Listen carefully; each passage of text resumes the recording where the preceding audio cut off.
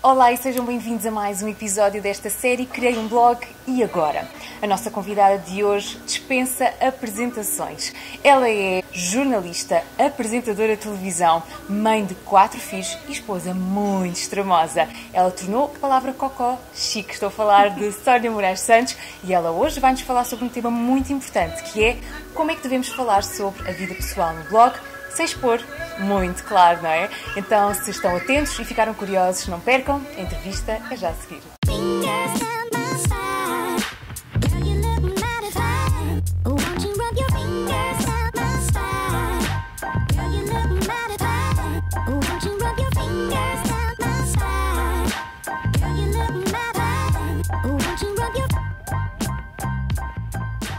Sónia, eu acho que já todos conhecem um bocadinho da história, mas só para quem, as duas pessoas que ainda não conhecem, como é que começou o blog e de onde é que surgiu esta ideia de criar o blog Cocó na Fralda? Surgiu numa altura em que eu escrevia pouco, era editora na revista Tamal de Lisboa, e estava a escrever muito menos do que eu gostaria, e tinha por colega de carteira Ana Garcia Martins, o Pipoca mais doce, e sempre que eu chegava a contar as peripécias dos meus filhos, ela dizia: isso tem tanta graça, tu devias partilhar isso num blog. E eu fui um bocadinho resistente, mas um dia disse-lhe: olha, criei um blog. E ela: então como é que se chama? Cocó na Fralda. Ela: mas isso não queres arranjar um nome melhor para isso? E realmente podia ter sido uma coisa mais inspirada, mas eu queria que fosse provocatório e que se percebesse logo que não era um baby blog no sentido tradicional. Que chamasse a atenção, não é? Que prendesse logo a audiência. E que não fosse sobre as maravilhas da maternidade, era mesmo para desabafar. Portanto, o blog já tem quantos anos? Vai fazer 8. 8 anos. Portanto, neste tempo todo, que evoluções é que tem sentido nesta blogosfera que cresceu muito em Portugal? Bom, eu sinto sobretudo que alguma da minha espontaneidade teve que se perder, porque de facto as pessoas levam as coisas muito a mal. E portanto, nós falamos sobre qualquer coisa e há sempre alguém que se ofende. Exato. Portanto, uma pessoa acaba por pensar 650 vezes a ver se não há um nicho de mercado que esteja a ser ofendido, que não era essa a nossa intenção. Exato. Portanto, foi logo a premissa inicial de falar sobre a vida privada no blog. Sim, foi. No início um bocadinho sem saber bem o que era, porque eu estava a escrever para um grupo de amigos, não é? E um bocadinho de forma um bocadinho inconsciente. Não sei se é inconsciente, mas um bocadinho inocente. E portanto muitas coisas muito mais abertas, um livro muito mais aberto e agora mais fechado também. Mas de qualquer forma acho que nunca expus nada que não fosse aquilo que eu diria numa mesa de café em voz alta que outras pessoas pudessem ouvir, ou seja, não há ali partilha de segredos ou de intimidade. Eu já passei por períodos dificílimos da minha vida que nunca ninguém sequer sonhou. Portanto, às vezes as pessoas dizem: eu sei tudo sobre a tua vida, e eu: não, se calhar não sabes é? tudo sobre a minha vida. Regras para quem quer escrever sobre a sua vida pessoal ou episódios que lhe sejam muito pessoais. O que é que a Sónia diria? Façam isto, não façam aquilo. Acho que basicamente é pensar se as pessoas lá de casa se podem de alguma maneira sentir fragilizadas ou machucadas para ver aquela partilha. Isso eu acho que é importante. Quando se fala de coisas pessoais é importante ter isso em linha de conta, não é? Qual foi aquele momento em que alguém a reconheceu na rua e pensou: oi, alguém sabe quem eu sou e afinal eu posto de ontem e eu falei sobre aquilo? Acontece muitas vezes e cada vez acontece mais. E ainda, para mim, ainda é estranho. Sim. Não é que seja mau, até normalmente é muito bom, as pessoas são amorosas e prefiro que falem comigo do que digam: vi-te ontem não sei onde, mas não tive coragem de falar. E fico sempre a pensar: como é que eu estaria? Sim. Estaria a comer de boca aberta? Claro, em situação, e a pessoa estaria ao meu lado a olhar. Sim, isso é pior, pior, sim. Portanto, se querem falar, venham. Sim. Eu a prefiro. Mas quando escreve, tem a noção de que estão muitas pessoas do outro lado? Não, ainda não. Não, quer dizer, eu sei que estão. Eu acho que é uma questão de sobrevivência psicológica. Uma pessoa escreve e não pensa muito que há lá imensa gente do outro lado pronta. A ler. Pior ou melhor comentário que já recebeu em algum post? Eu, felizmente, são muito mais os bons do que os maus. Muito mais. Não tem sequer comparação. Depois, os maus são muito chatos. São muito chatos e muito irritantes e normalmente muito desagradáveis. Uma pessoa pensa: mas se detesta tanto, porquê é que volta? Porquê é que insiste nisto? A eterna pergunta, não é? Porquê? Não consigo entender. O pior comentário de todos foi quando o meu filho caiu e partiu os 2 braços e o maxilar enfim, partiu-se todo, caiu lá em casa e foi um acidente mesmo sério. E disseram que se calhar mais valia que ele tivesse morrido. Para mim era melhor, porque eu ia receber imensa publicidade. E responde-se a um comentário desses? Eu não me lembro o que é que fiz na altura, sei que fiquei a bater mal ali uns tempos. prega de um blog, o que é Sim, isto? sim.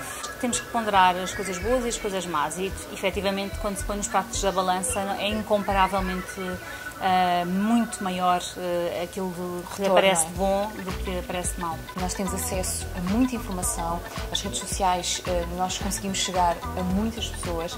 Há alguma diferença entre o voyeurismo que nós tínhamos com as celebridades, por exemplo, que só tínhamos acesso à vida delas nas revistas ou naquilo que partilhavam na televisão, e o voyeurismo que nós sentimos em relação aos bloggers? Porque, como há essa partilha maior e essa identificação maior, existe também maior intromissão na vida dos bloggers por causa disso? Existe um bocadinho essa coisa, para mim às vezes estranha, de, sei lá, as pessoas perguntam onde é que compraste isto e onde é que... Sim. É uma coisa um bocadinho estranha, porque são só coisas normais e parece que de repente são coisas Muito fantásticas. especiais, sim, porque... É estranho.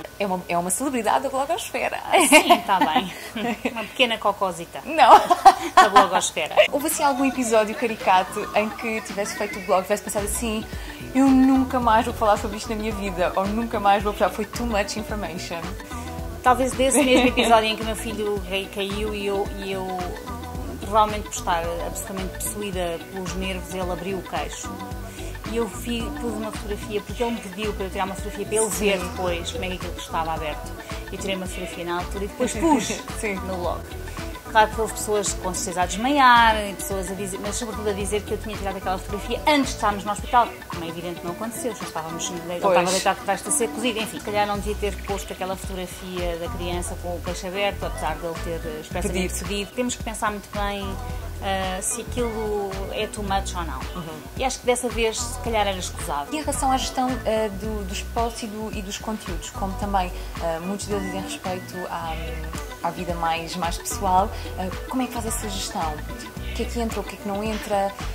Há sempre qualquer coisa? Às vezes não há e por isso vamos para outras temáticas, uma vez que o blog excedeu ou ultrapassou a questão só familiar. Mas quando há peripécias, às vezes escrevo-as.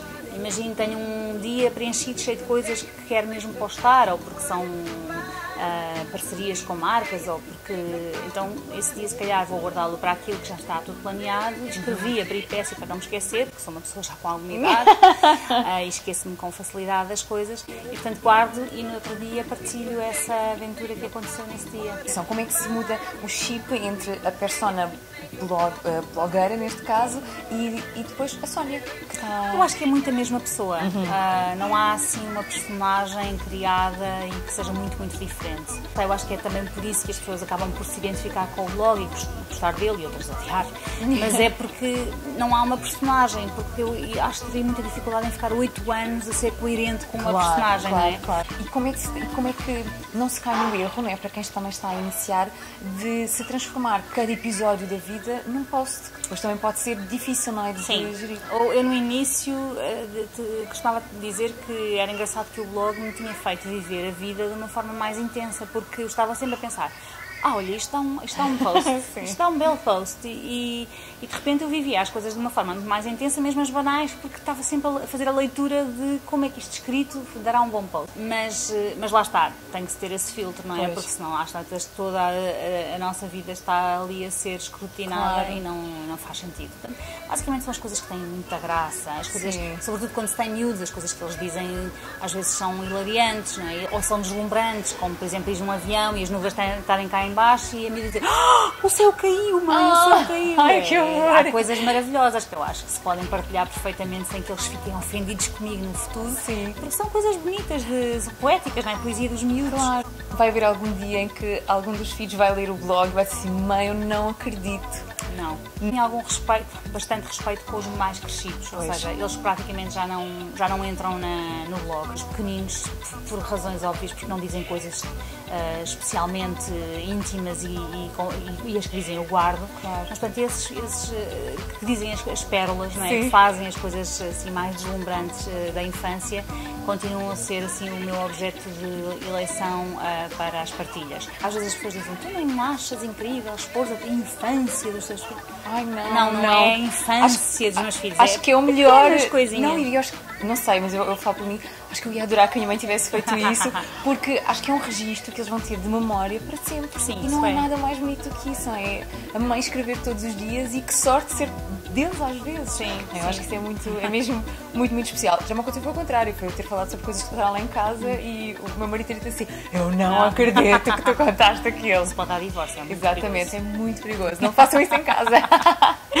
Só para terminar, estamos a pedir 5 dicas para quem criou um blog e quer falar sobre a sua vida pessoal, mas que também não se quer expor a sua intimidade. Portanto, 5 dicas. Primeira. Que difícil. Primeira, então, ser genuína, eu acho. A primeira de todas é ser genuína enfim, não criar uma personagem, pelo menos muito elaborada. Que até pode ser uma personagem, mas ter cuidado porque mantê-la durante muito tempo não é fácil. Claro. Segunda dica, expor alguma privacidade, mas nunca a intimidade. A intimidade é aquilo que é nosso.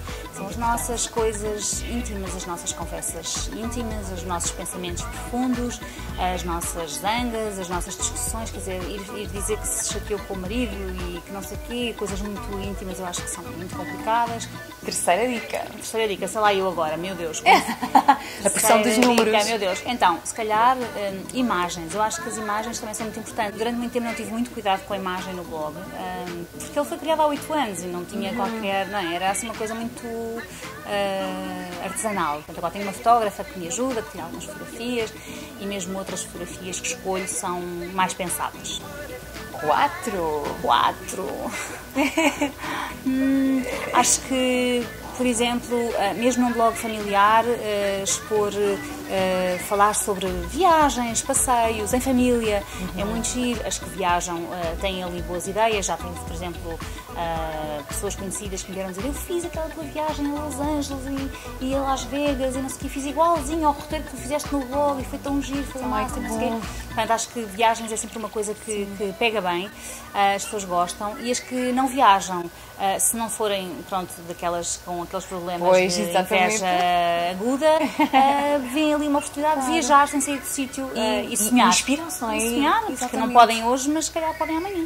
Quinta e última derradeira dica. Acho que, por exemplo, em termos de parcerias com as marcas, quem está a começar não vai tê-las. Eu acho que também há um bocadinho esta coisa de criar um blog para se ter logo imenso sucesso e imenso dinheiro. E não é assim. Eu demorei alguns anos e nem sequer sonhava que isso era possível no início.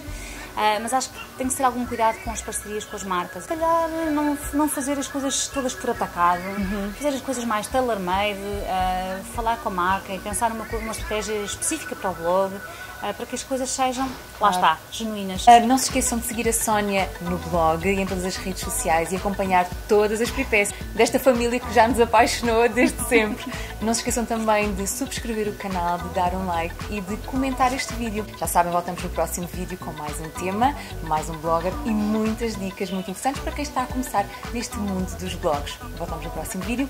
Um beijo nos vossos corações. Até lá! Como tudo na vida, tudo tem que ter a sua dose de amor, tem que ter a sua dose de paixão, tem que ter a sua dose de loucura, tem que ter a sua dose de irreverência, de criatividade, de alimentação constante, de relação.